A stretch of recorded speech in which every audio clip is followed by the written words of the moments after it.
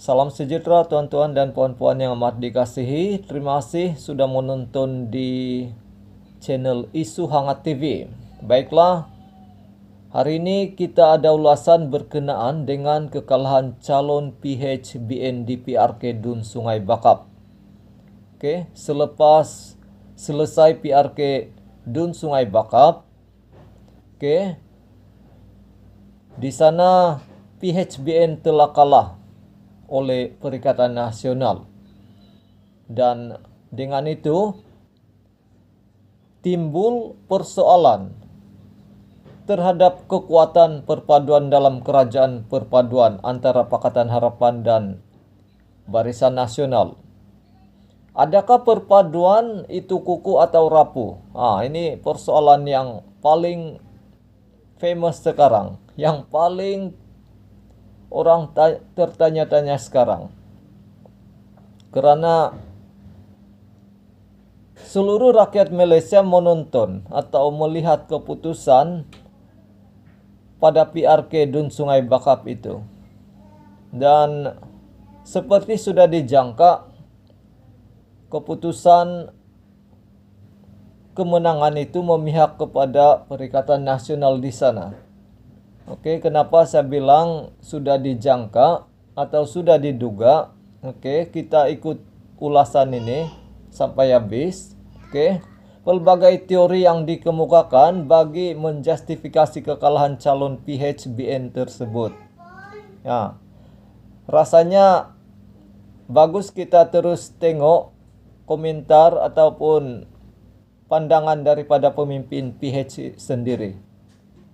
Ketua Menteri Pulau Pinang mengatakan, yaitu Chow Kon Yew, dia menyifatkan kekalahan tersebut kerana kekalahan naratif.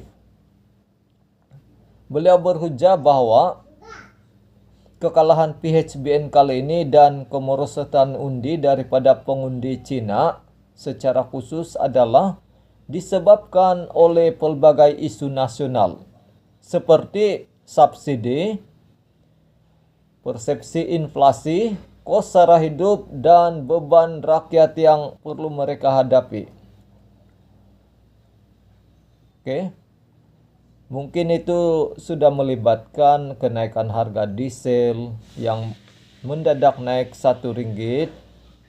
Jadi sudah pasti rakyat di sana, sebab kami yang di Sabah ini tidak mengalami kenaikan, tetapi yang di Semenanjung mereka telah mengalami kenaikan minyak sebanyak RM1, minyak diesel. Jadi mereka sudah tentu mengalami ataupun mengalami kos sara hidup yang sangat tinggi. Jadi saya rasa dengan apa yang mereka alami ini membuatkan mereka sangat-sangat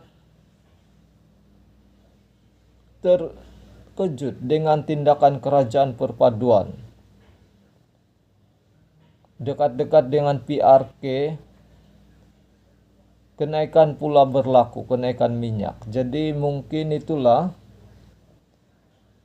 yang dilihat antara faktor pengundi Cina di sana merosot sokongan terhadap PHBN. Ada juga pemimpin UMNO yang berkomentar di Facebook.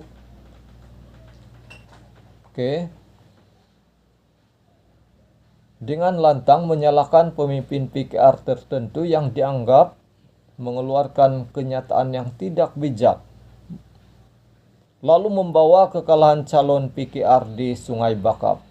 Agak menarik juga media melaporkan ada pemimpin DAP yang memaklumkan reaksi sebagian daripada pengundi Cina di luar Sungai Bakap yang kelihatan mereka amat gembira dengan kekalahan calon PHBN. Sehingga bertepuk tangan apabila diberitahu keputusan pilihan raya kecil tersebut. Oke, sebelum mengulas lanjut isu ini, kita harus tidak kedekut untuk ucap tahniah kepada PAS. Karena bukan saja parti itu berjaya mempertahankan kerusi Sungai Bakap, tetapi juga berjaya memperoleh majority yang agak selesa, yaitu 4.267 undi. Oke. Analisa sepintas selalu menunjukkan peratusan undi dimenangi PAS meningkat daripada 52,7% pada pilihan raya negeri tahun lalu kepada 58,6% pada PRK kali ini. Undian PH sebaliknya sangat merosot, agak signifikan daripada 47,3% kepada 41,4%. Dalam mana-mana pilihan raya, ada pelbagai faktor yang menentukan kemenangan dan kekalahan sesuatu parti yang bertanding. Ya, antara faktor tersebut adalah strategi berkampanye. Saya rasa strategi kampanye PAS dan PN dalam PRK kali ini agak berkesan dalam mempengaruhi hati para pengundi. Meskipun ada pemimpin PKR yang mendakwa PAS dan PN memainkan isu perkauman, tetapi tuduhan itu begitu mudah ditangkis oleh PAS dengan menjawab seperti, adakah Anda PH mengalami sindrom amnesia, yaitu pelupa?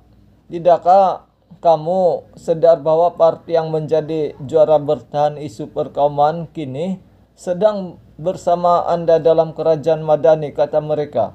Agaknya mungkin Presiden Amanat juga bersetuju dengan hujah PAS itu.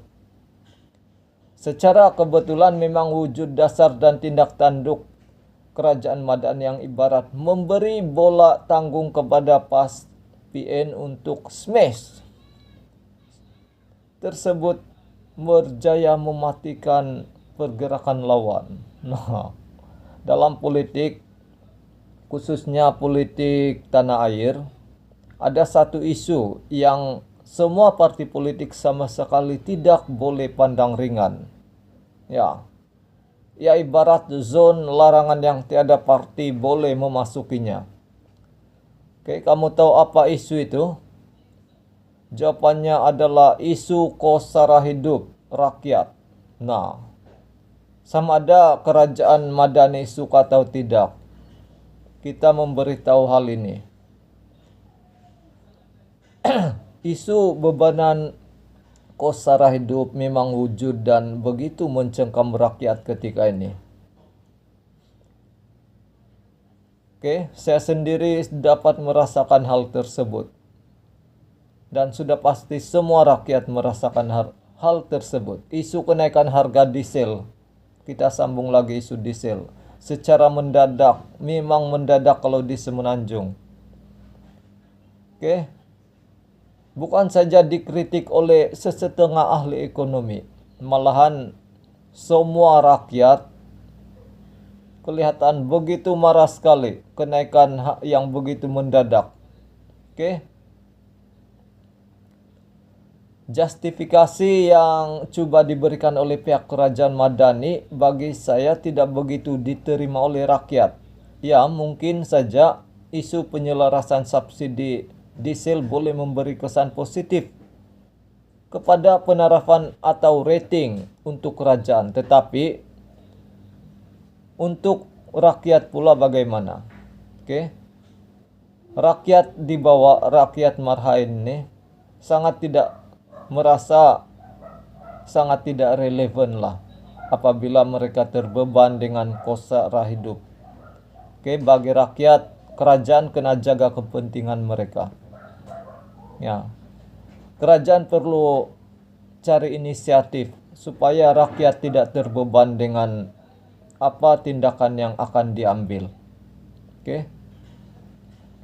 Walaupun mungkin bagi orang-orang kaya, bagi menteri-menteri yang bergaji tinggi, kenaikan hanya seringgit itu tidak mendatangkan kesan kepada mereka sebab gaji mereka besar, tapi untuk rakyat yang kais pagi makan pagi, yang ada kereta untuk cari makan, isi minyak